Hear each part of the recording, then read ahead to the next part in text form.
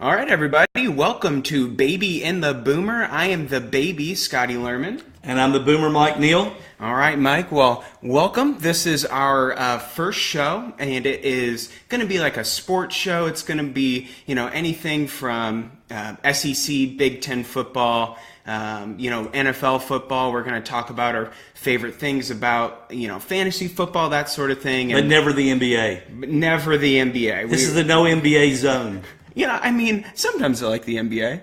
Well, we just now talk more about the NBA than we'll ever talk about the NBA. That's actually right true. there. Yeah, that's actually true. We're not even going to say the three letters together, even. Not again. even. All right. Well, let's do a little introduction. Okay. And we'll kind of because people don't know us. Yeah. Your friends don't know me. My friends don't know you. So let's get connected with each other. How does that sound? Let's do it. All right. So, Mike, we'll start off. How old are you, Mike? I am 57. 57. I'm a seasoned citizen. 57. Yeah, you are. So, and I'm a boomer, 1959. Yeah. So that's where we kind of get it. He's the boomer, and right. I'm the baby. And because so you are baby how old? and the boomer. I am 24 years old. Which makes me bitter and angry and hate you immediately because I'll never be able to recapture my youth. Right. But I'm working through it. You're doing a good job. Thanks. Yeah. So 24 years old, 57 years old. We'll get a nice little dynamic. I mean, obviously, you can tell, who's the baby, who's the boomer. I think you guys got that. We got it. Right. Yeah, definitely. But the great thing about this is, even though we're different, sports is what brings people together, right? You have Auburn fans that voted for Hillary Clinton, maybe 3 of them, and then you have everybody else that voted for Donald Trump. They don't care when they're playing Alabama who they voted for. It's them against Alabama. Yeah. So I don't care what race you are, what religion you are, who you vote for. You love your team. Sports does bring people together, and of course it also makes them hate other people just simply because they identify with another school. Exactly. Yeah. But I still... my people, that one day a week, I can get together. Doesn't matter who they are, still love them. Right. All right. So we got that down. Now we'll go into maybe like favorite college team. I have no idea what his favorite college team is. Yes. Why don't you tell us, Mike? Well, I favor the University of Tennessee, which is my alma mater, where I graduated from. Yep. And many years ago, where they actually had a 3-hour, 4-credit class, the history of moonshine. I took it. My only academic A, by the way, but you could actually. Did you get an A+ in that class? I was the only academic A I ever made. Only academic A. Yeah, so that makes sense. I am a big Michigan fan. Parents are from Michigan. Whole family's from there. My family members have gone there. So big Michigan fan. I'm what you call a Walmart Michigan fan, as somebody that didn't go there but is a big fan of the school. So I am proud to be a Walmart Michigan fan. But nonetheless, that's who I root for on Saturdays. So favorite conference obviously is. I mean, it's a Big Ten. I mean, I'll root for the Big Ten over SEC, that sort of thing. Okay, so I'm SEC. He's Big Ten. I'm Tennessee. You're Michigan. Yep. You're young. I'm not advanced. Young. Not young. Okay. Yeah. That's all you have to worry about. Hey, don't beat yourself up. Keep moving. We'll keep moving. So with our favorite college football team, we have some teams we don't like so much. Who is your most hated college football team, Mike? There's no question. Everybody that knows me, go ahead and fill in the blank now. It is the University of Georgia, which, while I was raising my kids, we simply called the red team because we would not speak the name University of Georgia because it was that polluted. It's like a curse word almost. Right. University exactly. of Georgia. Right. Well, just the Bulldogs is not digging it, huh? My son actually went to the University of Georgia. Why do you hate me, God? Why did you let that happen? This kid literally was raised with a orange and white checkerboard nursery and wound up going to the University of Georgia because God wants to punish me because of sins in my life. Clearly. I know Tony Dupree's watching. He can teach you a little bit about that. All right. Okay. So I'll go my most hated college football team. Pretty obvious if I'm a Michigan fan. It's going to be Ohio State. They've pretty much ruined every Thanksgiving for me for the last 5 years because that's when they started doing the game after Thanksgiving. But anyway, they've done a really good job at just taking my heart, ripping it out, and just like stomping on it. That's what Urban Meyer does. That's really what Urban Meyer does. He is the devil. Well, okay. Well, that's an overstatement. He knows the devil. He knows the devil. And I believe he smells like sulfur. I will agree. Yep. I believe he has been close enough to Satan to say there's an association there. Yep. And, I guess, so like 10 out of 10. So you it's just Georgia. There's no other team where you're like, no, I have really hate. I really don't like Florida either. Mm-hmm. I really don't like the Gators. Okay. But I don't have enough hate in my heart. There's a hate capacity that any person has. Right, you can only hate a certain amount. Like you can only put so much soda in this drink. Yeah. So I have a heart that is completely filled with hate for the University of Georgia. So I can dislike other teams, but the hate compartment is all University of Georgia because I can't hate. I hate Georgia worse than most diseases that I can think of. Yeah, yeah. You've said that multiple times to me, and it's still kind of amazing. I don't know if I hate Georgia more than I love Tennessee.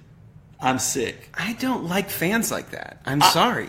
I'm sick. I don't like people that are like the Twitter accounts that are just I don't do anti-Ohio State, and they're like, you're not really a Michigan fan. No, that's you're just not me. an anti-one thing. No, but you're okay. I get you. I'm filled with anger and rage. Yeah, but that is the first step to your recovery is to admit that. So I'm ahead of some of you. Yeah, you're. No, you're not. Right, so don't judge me. Yeah. So whoever you are out there, do not judge me. So we're going to talk a lot about college football. Just for reference, we'll go over favorite NFL team, just so you kind of get a good feeling. Favorite NFL team? I am a native of Atlanta, born and raised. I've lived in Atlanta all my life except for the last year, which I live in beautiful Nashville now. So the Falcons and the Tennessee Titans, which is my adopted NFL team. So there you go. I've suffered a lot. I've suffered more than most people should ever have to. Yeah. Yeah, I mean that you had a really good, nice playoff run, really good Super Bowl for about 39 minutes, and then that it just kind of hurts, doesn't it? Wow. Yeah. That is not even fair that you should do that. How much did that hurt, that game? I balled up in a fetal position and cried like a baby for my mother for about 30 minutes after that.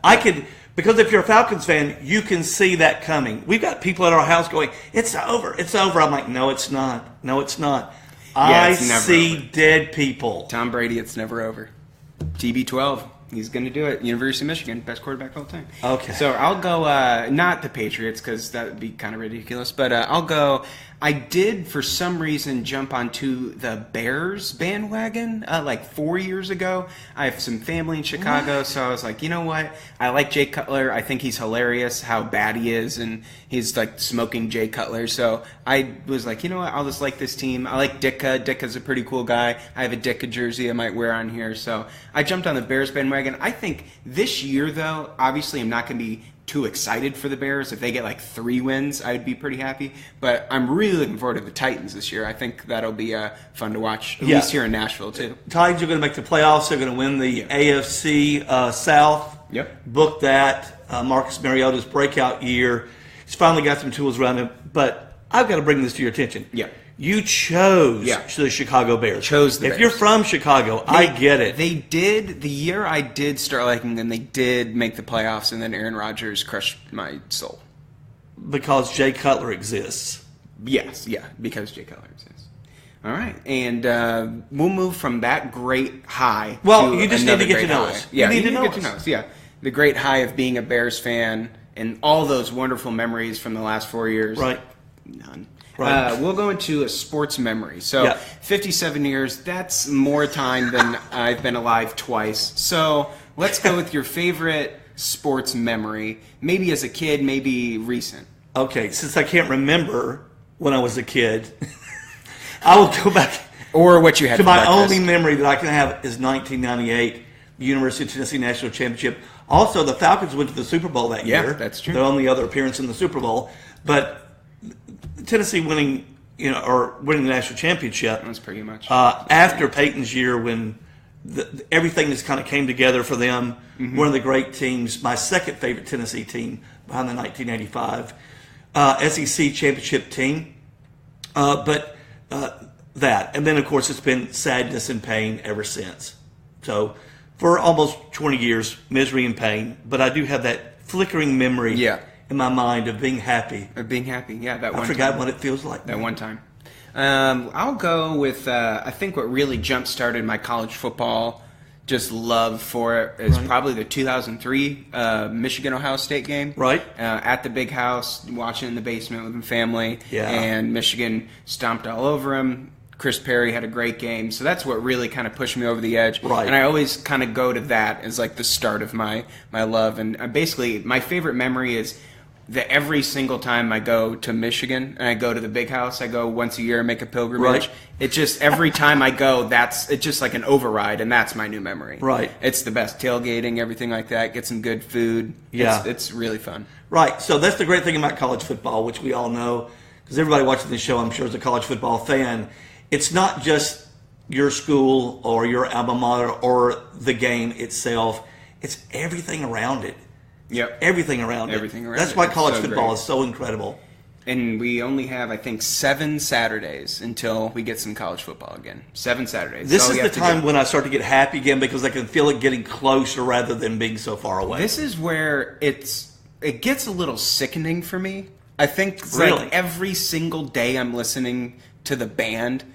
Now that's the one thing I won't. Right. I'm not a millennial at, is I love the marching band. I don't think very many people my age are like, got to get the marching band playlist on Spotify, and I've had it saved on my Spotify for years now. And No. most mornings I'm playing that driving to work. Now, let me stop you. Just kind of hype myself up. Not only do most people your age not do that, Right. there is no one in the world other than you that plays recorded marching band music.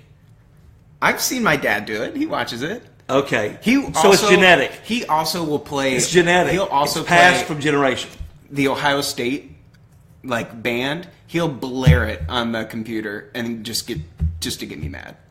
He's worn Ohio State sweatshirts and anything to do just to kind of get a rise out of me. He's very good at it. Okay. It's a good job, Dad. So therapy's in your future. It's already going on. Yeah. All right. So we'll go, as we're talking about college football, let's just jump right into a segment. We're going to do a top 5 list. Nobody's ever done a top 5, top 10 list ever. Never. We're the first people to do that. So let's go into our top 5 most anticipated games. We ran over this last night if you caught the rehearsal. So Right. we'll kind of run through that list, and we saved 1 and 2 for you. So if you're able to catch the episode, we saved the top 2 in the first spot. So Mike, go ahead, and I did make a little revision to my list. Okay. I did and too. then if you did too, all right. So we'll go ahead with your number 5 most anticipated college football game. Number 5 most anticipated will be FSU Clemson. Number Okay. 5. That's going to be a great that's game. going to be great. FSU's always great. Whoever wins that game is probably going to represent the ACC in the college football playoffs, and Clemson is on a roll. Where is that game? Is that in Clemson? I believe that's in Clemson. I think it's in Clemson. I love the Rock. I love when they run down that hill. I don't know how anyone hasn't, when they run down that hill, go on YouTube, look at Clemson entrance. Right. And they run, I don't know how anybody hasn't fallen. The bottom Fall down line the hill is- and get trampled. I don't know how that hasn't happened yet. The bottom line is that is 2 schools that should be SEC schools because they're so awesome. You don't need any more. We got to level it out a little bit. It can't just be Big Ten SEC. Why not? That's why we got the Why not? ACC. We got Florida, Clemson, hopefully Miami with Mark Richt. He might be able to make a run. Yes, I'm all about Miami this year. I love Mark Richt. Always have loved Mark Richt. But Really? I couldn't really like him while he was with the University of Georgia. So now I have all But this. now that he left, he's okay. I have pin up Mark Richt love, and I'm going to express it this year. All right. Well, I'll go to my number 5, and I did make a change to this. So number 5 is a Week 3 matchup. It's going to be Texas at USC in the Coliseum. Really love that 2005 game, 2006 game, national championship. Right. Texas USC. I would love to see USC bring back Reggie Bush for that game. I think that would be cool. awesome, even though this Heisman is in limbo somewhere, not existing at all. So nobody in 2005 won the Heisman. But I think Texas USC, that'll be great. Tom Herman, first year at Texas, I think that's going to be a pretty sweet matchup. Yeah, great game. Great game. All right, so go with number 4 first, Mike. Number 4 is going to be Florida and Michigan. Yeah. SEC versus Big Ten. And I'm going to be the biggest Michigan fan. Talk about a Walmart Michigan fan. First of all, I love Jim Harbaugh. I love him unnaturally. If I saw Jim Harbaugh, I would just hug him. Yeah. And then I'd give him some milk. He would punch me in the stomach. Yeah, He'd be like, he would. who are you? Yeah, Why are he you would. hugging me? But I couldn't stop it. I couldn't help myself. So I love Jim Harbaugh that much. And of the Big Ten schools between Michigan and Ohio State, I like Michigan, and I don't like Florida. Yeah. And it's a Big Ten SEC game. And so even though I love the SEC, I'm rooting for Michigan. Yeah, because it's Florida. Yes, and that's all you need to know. All right, so I'll go. My number 4 is going to be FSU, Alabama, Week 1, in the new Mercedes-Benz Stadium that has a 360 screen that goes all the way around, which is what 360 means. Right. And it's going to look pretty sweet. Right. So I'm looking forward to that game. FSU, Alabama. FSU still has DeAndre Francois. Right. Alabama's still got an entire NFL team. I think it'll be any opportunity that Alabama could lose is must-watch TV. Absolutely. Yeah. Can you imagine if Alabama starts the season with a loss? What would happen? The whole college football, it's all open. If Alabama loses one game, everybody thinks they have a shot. But if North Dakota State, Alabama loses, they're excited. Right. But the reality is, when you lose early, you recover. If you're going to lose early. If you're going to lose, that's very and true. it'll be Alabama, and they'll have a big schedule they've got to play, so they won't be on the power curve. But Alabama people will literally have a stroke. Yeah, no, the whole state will have a stroke. Well, it's also they're going to have a stroke because they don't eat very healthy. Have you seen Alabama? Okay, so we'll go to number 3 for you there.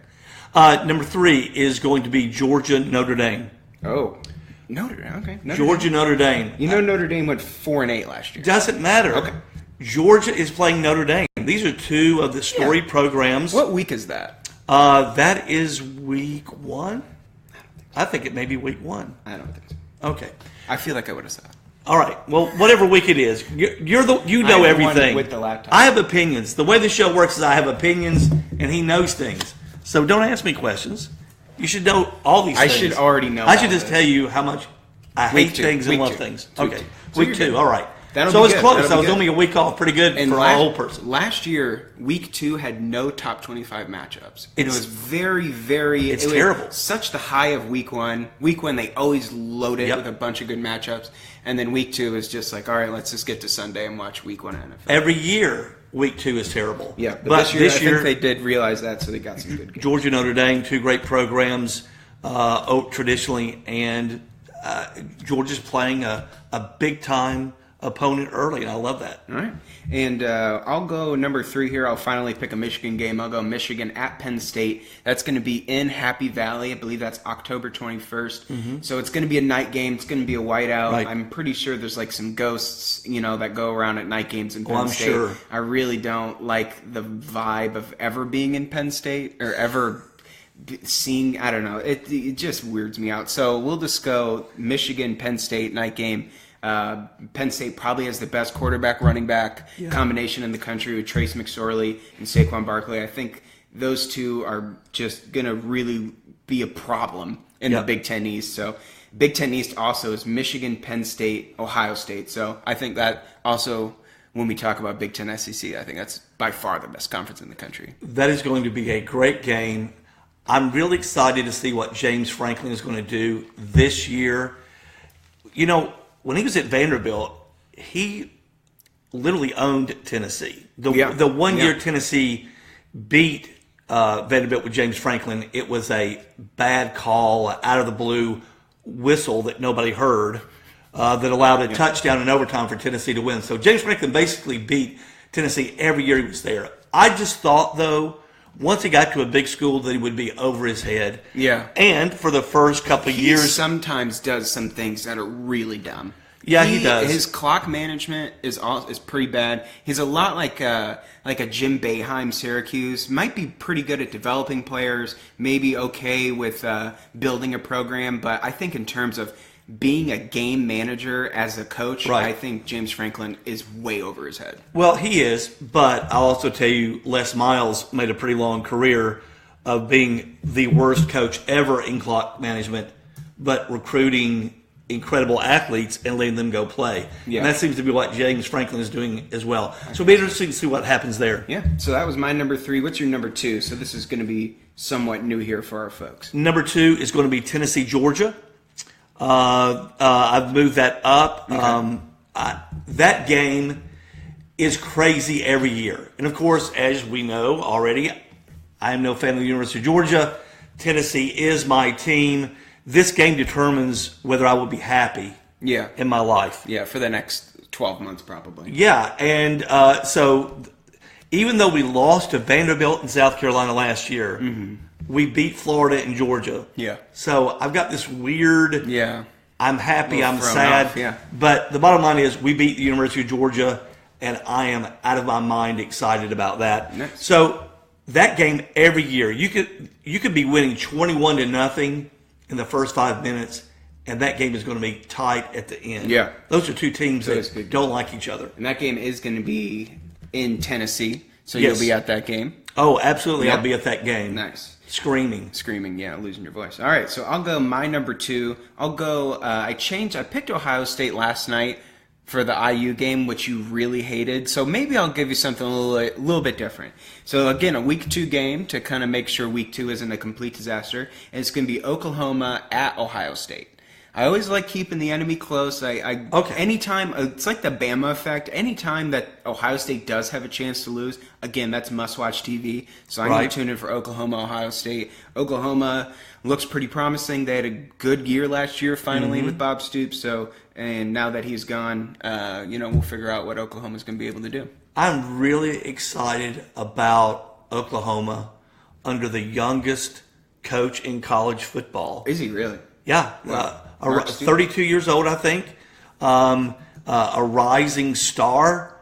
And this guy is, supposedly going to be Lincoln Riley. Lincoln Riley is his name. Yeah, that's right. And he is an offensive genius. And I just can't wait to see what he's going to do with that. Yeah. Somebody that young. I think it would be nice for Big 12 teams to actually be good again.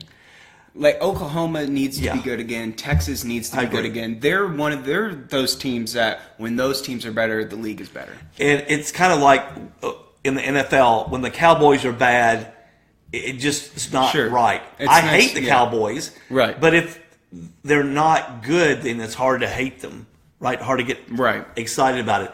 So that's going to be a great game. I agree. All right, and then your number 1, Alabama Auburn. Okay. Alabama, Auburn. I think what Auburn has missed last year was a great quarterback. I think Jared Stidham is going to be a great quarterback for them. Playing for a difference maker in Gus Malzahn. There's very few difference makers as head coaches. I think he is one. And then the year before, they had no defense. And so now they've got a really good defense and a really good defensive coordinator, and they're going to have their quarterback. And I'm telling you, Auburn is going to be really good. And that game, I believe, will be for all the marbles in the West, the Saturday after Thanksgiving, and whoever wins the West probably wins the SEC and will then probably be the number 1 seed going into the college football playoffs. I thought I wouldn't like games after Thanksgiving, but I really do like it. Oh, I do. Really, because you got Thanksgiving, you got the football on Thanksgiving Day, which is always pretty great. And then you're still like recovering from all the food that you ate. So Saturday, you're finally starting to get a pep back in your step, because Friday is just a coma. Friday is if you choose to go shopping, and then you're just eating leftovers. Yeah. And I eat probably more leftovers of Thanksgiving than I actually do Thanksgiving. I eat a lot every day, so it's just I'm eating true. different, but still in a large quantity. So that Saturday is always pretty fun. Always have the family around, and so that's always good. So obviously, I'm going to go with Michigan, Ohio State. The Saturday after Thanksgiving. And I'm with you. I'll be watching that. That's going to be in Ann Arbor. So Michigan, the last 2 times they've won, they've beaten Ohio State. That's been in Ann Arbor. So I think Ohio State's going to be really good again. I really think Urban Meyer again has got a really good job, really done a good job with that team. But basically, I always think Michigan has a shot, even though a lot of the time they don't really, at least recently. But I think with Jim Harbaugh, I think it could be. And again, anytime I think that they play, I think Michigan's going to win. So we'll see how that game goes. You have to watch the show because you have hot takes like, we think Ohio State's going to be really good, and Urban Meyer does a good job with that team. Yeah. Because you're not going to get this type of information anywhere. Yeah, that's true. This is controversial. Yeah, Ohio State might be good this year. Right. That's breaking news. Oh. So let me know when they're not. So that is your top 5. If you have a different top 5, if you think, a game might be better than our top 5, hit that in the comment section there, and we'll like to hear it. And also at the end of the show, maybe we'll leave 5 or 10 minutes if you guys want to ask some questions. We'll be able to go over that with you too. Yeah, ask some questions. We'll love to interact with you live, and of course after the show as well on Facebook. There you go. So we'll move in out of the college football. We'll move into fantasy football, and we want to go over your number one Facebook fantasy football strategy. Okay. So what's your best way to get that championship at the end of the year in your make-believe football team? Well, here's where we need to start, right? We've got to create some credibility. So I have won a fantasy football championship at the Southern Crescent Football League, SCFL. And you are a fantasy football champion as well. Yep, just won my league last year. First year in the league, and it is a very competitive league, and I accidentally won, basically. Okay, so the advice we're giving you is good advice, right? So everybody plays fantasy football, right? So you don't want to take advice from people who are going to cause you to lose. So my number one piece of advice is don't overvalue the draft, because you don't win fantasy football in the draft. Yeah. Everybody loves the draft because, it's lets you know football's coming. It happens in August. In August, I do like 10 mock drafts. Right. That's like my hobby in August, is just doing mock drafts. Right. Yeah. It's like the gateway drug that draws you in. That really to is the so hardcore true. stuff. Yep. In September. So everybody loves the draft, but you do not win the fantasy football championship by how you draft. Now, you can make really bad decisions, right? Now, I will tell you my personal strategy is I draft, if I have a chance to draft Tom Brady, Aaron Rodgers, if they're Drew on the Brees, board, you're going to take them? I take them first. Oh, wow. I don't take running backs first. I think when we started playing fantasy football, at least when I started playing fantasy football when you were still like in cradle roll. Sure. Not that long ago. Right. Running backs dominated. You had to draft running backs. There were only about 3, but they ran for 1,500 yards in a season. Yeah. Now, everybody plays 2 running backs. They go with a Thunder and a Lightning package. And so you don't have a single back very often accumulating tons of yardage, but the quarterback just chucking every single play. Yeah. Now, because it's the passing league. Yeah. And there's only a few elite quarterbacks, and quarterbacks get hurt less than running backs. Is Joe Flacco elite? That's like, if you're going to talk about eliteness, is Joe Flacco elite? Are we talking fantasy football, or are we talking real world football, like real life? I think real life. Joe Flacco is an above average real world quarterback. Is he elite? No, he's not elite. Okay. Now, and let me tell you why I say this. Because every time you hear people talk about elite quarterbacks, they do not talk about Matt Ryan as elite. I think this year they're definitely gonna. I think maybe this year. Yeah. But the reality is, if you look at Matt Ryan's stats since he's been in the league, they reflect Peyton Manning's stats almost to a T. Yeah. To a T. That was intentional. But the idea is he is elite, but they don't talk about him in that way because he hasn't won a Super Bowl. Yeah. And again, which appears to be the gold standard for everything, which is why you say Tom Brady is better than Peyton Manning. Yeah. But I don't believe that Joe Flacco is elite. I believe that Matt Ryan is elite. But if people aren't going to acknowledge that, I can acknowledge Joe Flacco as being elite. All right. I just wanted to hear you say Joe Flacco is an elite. I cannot believe we had that much conversation about Joe Flacco. Joe, he's in our heads. He's right here. It can't leave us. I never stop thinking I'll go about with it. my fantasy football advice. I agree with you. I don't think the draft is all where it's at. My number one advice is the waivers. I think that is the best place. That is where you win a championship, is Tuesday morning. Yeah. Tuesday morning, that's where you win the championship, is you hop on that waiver wire and you go get the guy that just had 2 touchdowns because somebody got hurt. I think that's really where you win the championship, is waiver wires. Now, you don't have to have the most transactions, but I think, if you're up there, if you're in the top 5, you're doing a good job. So, and you have to spend a lot of time on it. maybe not at work because maybe somebody from work is watching, but you mow maybe after work, and you have to nitpick, and you have to make sure that is the best looking team and use the waiver wire. I barely make any trades because most of the time, if you're the one making the trade, you're looking desperate and you're going to lose somebody you really, really actually need. There's not a lot of trading that goes on in fantasy football. Everybody thinks they're getting ripped off. Everybody's paranoid. Yeah. So nobody likes to trade in fantasy football. I will say this, that it's really, really important, and this is for those of you that haven't played a lot of fantasy football, but even it's hard to remember this during the draft, is you got to watch the bye week for your players. Yeah.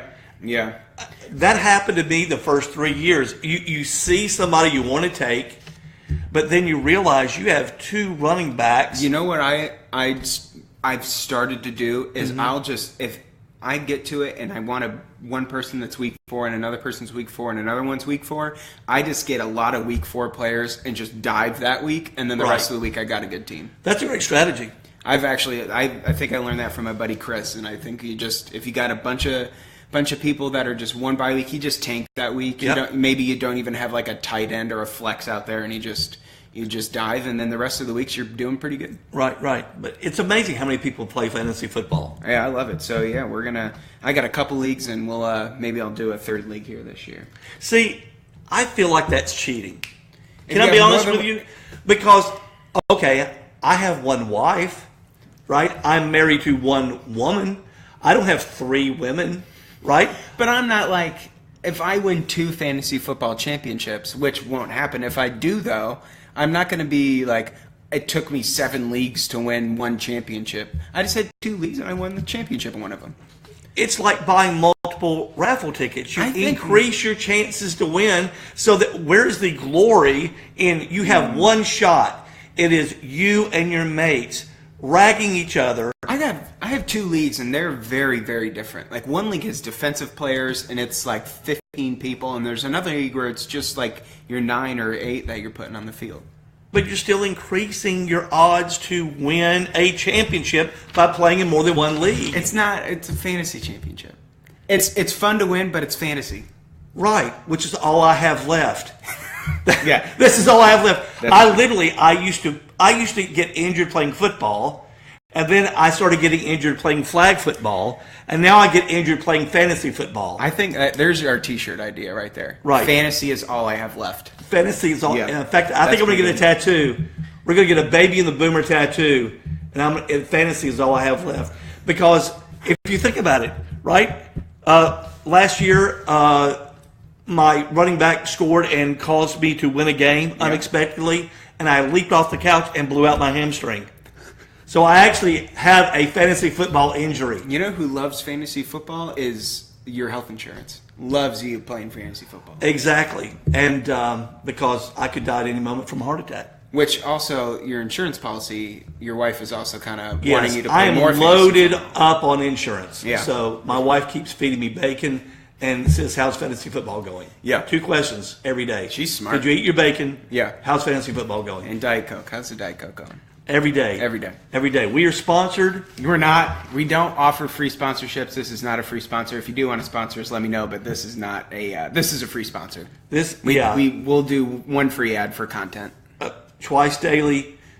Maybe more than twice daily. Well, I just look at the T, which means kind of 20 times daily for me. 20 times daily. Any number that begins with a T, I'm good.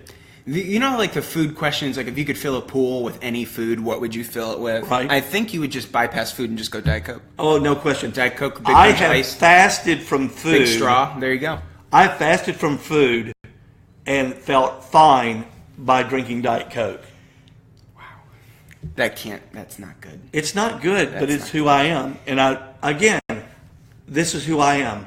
I'm given over to it. I think that my health coaches at work are cringing right now. Health coaches. Yeah. Yeah. I love that concept. Health coach. We need you to call Mike. Yeah. You're fat, but you don't have to be fat. That's not, you don't even know. All right, we'll move on to, we might do some more food. I saw somebody comment they wanted some food segments, so we might do a food segment here a little later. Okay. We'll add it to a show or something like that. All the food segments will involve meat, however. Oh, yeah. We're not going to do like your favorite vegetable. It's going to be like which meat. That list is 0. Right. What's your favorite vegetable? And we're over, and it's done. Like we'll compare fried food to broiled food, or meat. Yeah, not food. And grilled, that sort of thing. Right.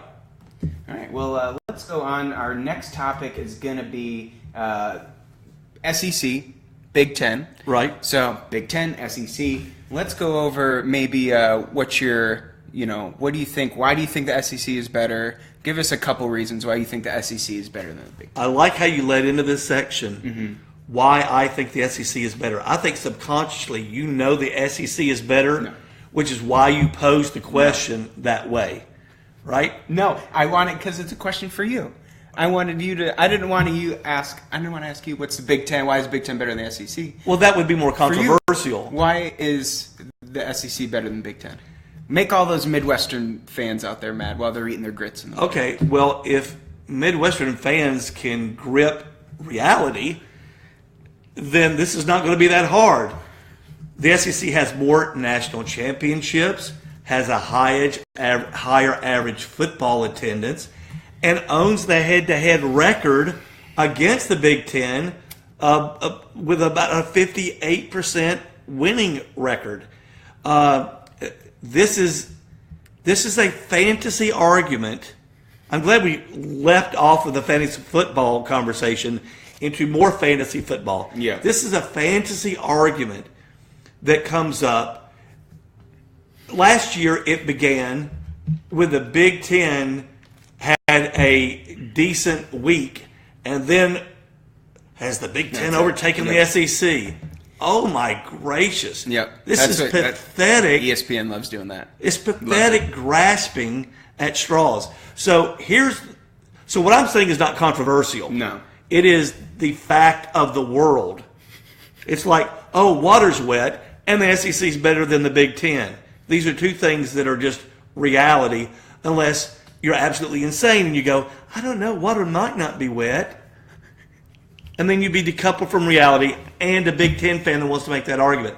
So the more controversial argument is that the Big Ten could possibly be. I just want you to begin to now rationally, in your millennial mind, using thought and not feelings and emotions, tell me why the Big Ten could be better than the SEC in college football. I think in 2017 and 2016, the Big Ten was better than the SEC. Last year, how long have they been playing college football? 109 years? As a Michigan fan, I'm going to say something that doesn't make any sense. Let's not talk about the past. And let's talk about what's going on right now. Is that last year, all the SEC really had was Alabama. The SEC had a down year last year, and the ACC was the best conference in college football, not the Big Ten. It was Louisville, Clemson, and Florida State, and the ACC was probably the best conference. So still the SEC sucked less than the Big Ten. If we're going on the non-championship level. Ohio State did drop that good old goose egg there in the playoff game, which versus Clemson, which didn't really look good. But 650,000 to 0. Yeah, that's pretty much what it was. So, I think right now in 2017, the Big Ten has Wisconsin, Michigan, Ohio State, and Penn State. The SEC has Alabama, and if Auburn has a miracle season, and I think that's about it. Because Florida is going to have 3 or 2 losses. Georgia's going to always have 3 or 2 losses. Tennessee is going to have 3 or 2 losses. Nobody's going to get in the playoff. If Alabama loses 2 games, no SEC team's getting in the playoff. All right. So, number one, I'm not going to let you triangulate this argument from which is the better conference to which is the better conference on July the 12th or whatever it is, 2017. All right. The SEC was down last year. SEC has a quarterback problem. I think the SEC is going to be better at quarterback this year than they were last year. So I think the SEC is going to be better. I don't think the SEC is going to be as good as it has been in recent years because I think it's still a quarterback-light league. Yeah. But the reality is there's been 109 112 years of college football. And I know this is a millennial thing because history for you began like 5 minutes ago. No, yeah. Because you're 24. Yeah, 2004. Right. And history began a long time, before Bill Clinton was president. It was 2004 is when history started, right? Really? Yeah. So, all right. So you're saying, SEC. I guess you got those stats. You brought those shiny stats in to defeat me, but which are called facts. Facts, and I can believe them if I want to because I'm a millennial. So I think that's exactly right. 2017 is not going to, again, won't be the year for the SEC. And it's going to be a good year for the Big Ten. Big Ten got that Rose Bowl with Penn State, and Alabama dropped it or lost in the national championship game. I think it was just Alabama. I think Alabama is the only shot the SEC has to get into the playoff. I'll give you that. Yeah. But I won't take that as a negative. And let me tell you why. Yeah. You tell me the Big Ten school that has a better chance of beating Alabama in the national championship. Clemson. But I think I just said Big Ten. I know. Right. So this is, again, the millennial mind. I I now feel like Clemson should be in the Big Ten, so now I can answer the question any way I want. No, the question was, you can dog the SEC all you want to about Alabama being the only team that has a chance to win the national championship. Yeah. Great. Typically, there's about 3 SEC teams going into the season you can say that about. Well, let's say Alabama. Tell me the Big Ten school that has the better chance than Alabama of winning the national championship. I think Ohio State, Michigan, and Penn State all have a decent shot. And you did not answer my question. Which team? Is that what you want? No, I said which team has a better chance than Alabama to win the national championship? Yes. Ohio State. And you say Ohio State has a better chance of winning the national championship than Alabama. Okay. So I don't know what the odds are in Vegas. Do you know what the Vegas odds are? I saw it not too long ago on Twitter. I have no idea what they are. Okay. So if somebody knows what the odds are... I think the odds are definitely going to be Alabama. So the people that their entire life revolves around being right are picking Alabama. Yeah. Okay. Yeah. I just wanted to make that point. So, and I also wanted to make the point that it took you like 5 times to answer the question because you kept evading the question. It's because I'm a millennial and I just want to answer the question however I want. You're a millennial Big Ten guy. Yeah. You combine those two, and now all facts are suspended, and it's all about my feelings. Yeah. All right, let's go to, we had the SEC, Big Ten. We got about 20 minutes here, so we can spend a little bit of time wearing a baseball jersey. We had the MLB All-Star game last night. This is a nice Vladimir Guerrero Expos jersey. When baseball was actually good, when it was the Montreal Expos and not the Washington Senators. Nationals. See, this is how old I am. There was actually, and somebody, he doesn't even know anything about sports. Listen, there used to be the Washington Senators before the Washington Nationals. Yeah. That's how old I am. Did you know that? That there was a Washington Senators baseball team? I did, yeah. Okay. So, yes, I made a mistake because I'm 57, not because I don't know the name of the team. But the Montreal Expos, I used to love the Montreal Expos. Yeah. What was the name of their baseball park? The Olympic, no, it's Olympia Stadium, Olympic Stadium. Parc Géry. Parc Géry? Parc Géry. Wow. And so, anyway, that's when baseball was good. Baseball quit being good about 1982. So, like, none of on October the 17th. You didn't like any of the steroid era? That wasn't fun at all? Like no. Sammy Sosa, Mark McGwire just hitting huge home runs in 1998? That wasn't fun? The only thing I liked about that era is I now look like Mark McGwire did when he was on steroids. Yeah. Look at me. You got that going for you. Look at this. This is what Mark McGwire looked like on steroids. Well, just from here. Yeah. With his swollen head. You got the goatee and everything. Yeah, exactly. Yeah. But that was the only great thing about it is I now look like what he used to look like. Listen,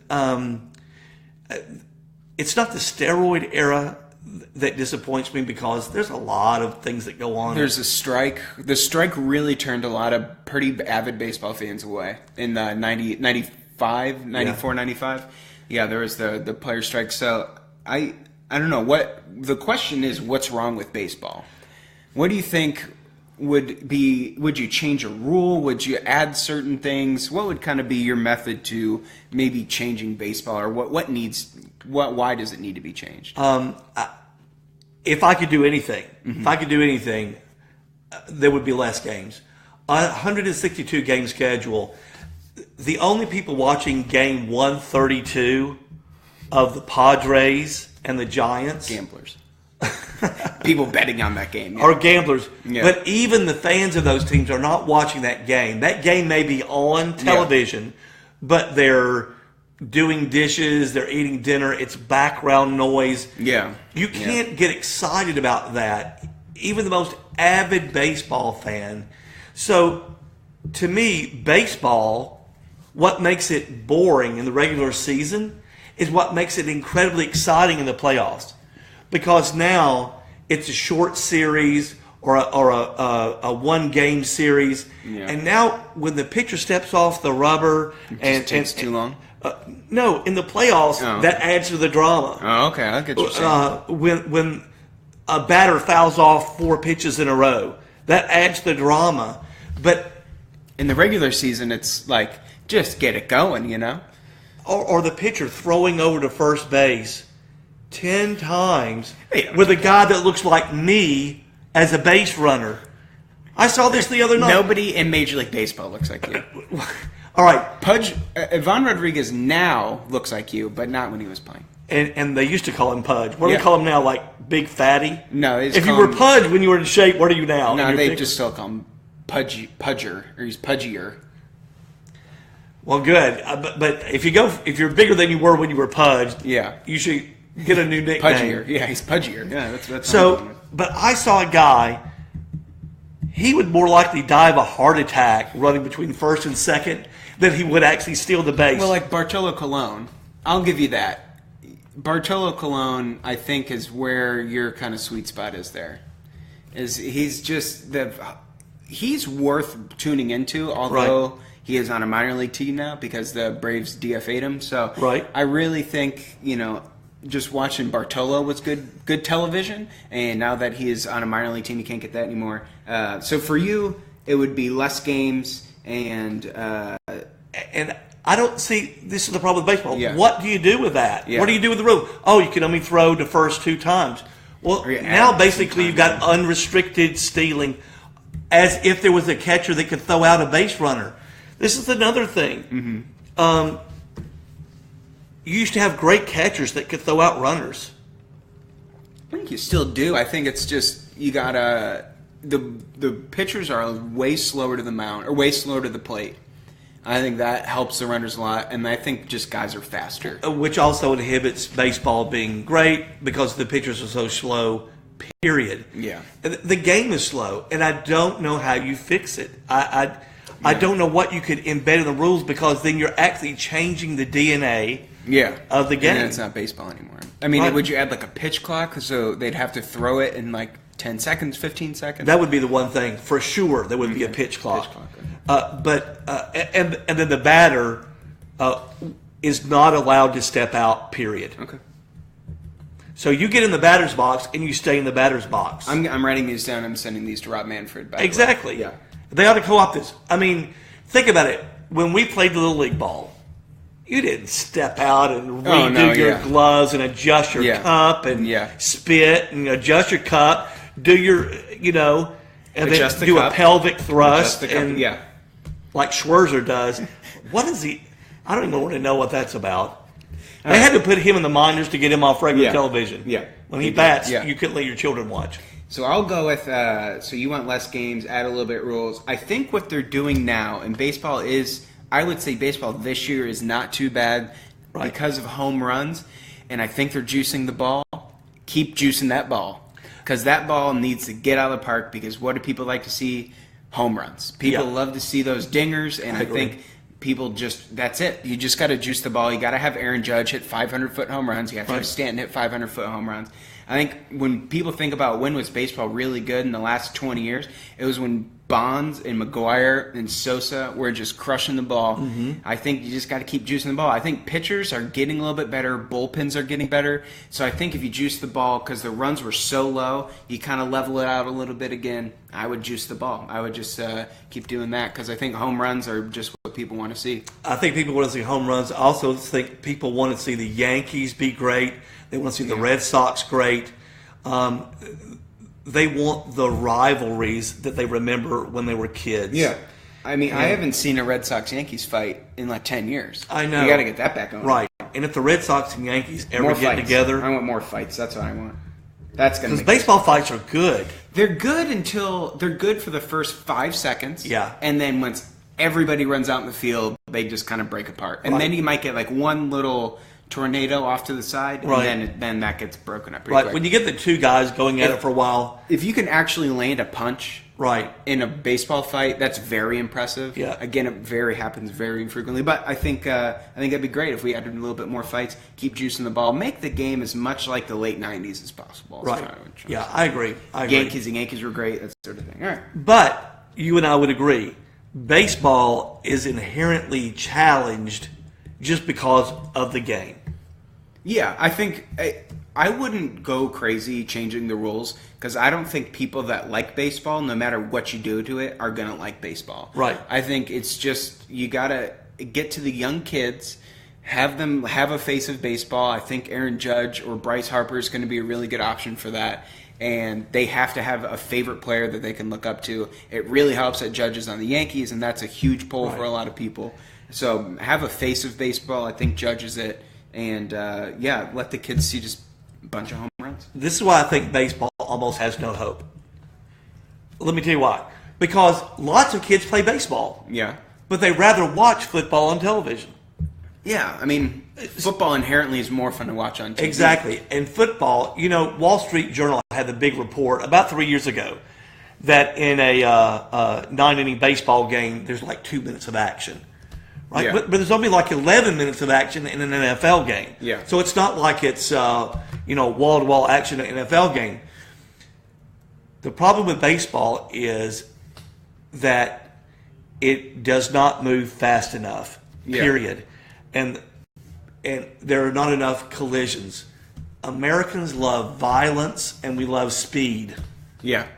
That's NASCAR, where football's getting really football. Good. We love violence and speed. I wish we were better people. Yeah. But I'll give you a couple other people are commenting why they think baseball is good. I got Eric Spanier here, old youth pastor. He says, take my son to minor league games live to build excitement. And then he also said, bring back the rivalries. Right. And it just takes too long. I think the games just take way too long, especially watching on TV. Yeah. But you're still going to have it on in the background. The ratings really aren't that bad. Yeah. And I think, you just have to make the games a little bit quicker. You have to take kids to minor league games. Minor league games are actually pretty fun. Right. Go to a couple of those with your kids. But you definitely have to build it. You have to get people like you or people maybe a little bit younger that have younger kids, no offense, and you got to get the dads back into baseball so the younger kids get back into baseball. And that's how you kind of build up that population again. Did you mean you've got to get people like me, and then you said, well, maybe younger because it doesn't matter if I like baseball because I'm going to be dead sooner rather than later? It means because, and you can take offense to this however you want. It doesn't matter if you're going to get excited about baseball because you'll be gone so soon. It won't really matter. Yeah, that's true. And baseball season is boring. Season is too long. And thanks to everybody for awesome. commenting. Thank you so much for commenting. And also the really big thing that somebody commented was the All-Star game no longer decides home field advantage. They were doing that for 14 years. Right. That was my number one chief complaint about baseball, is that the All-Star game decided home field advantage of the World Series.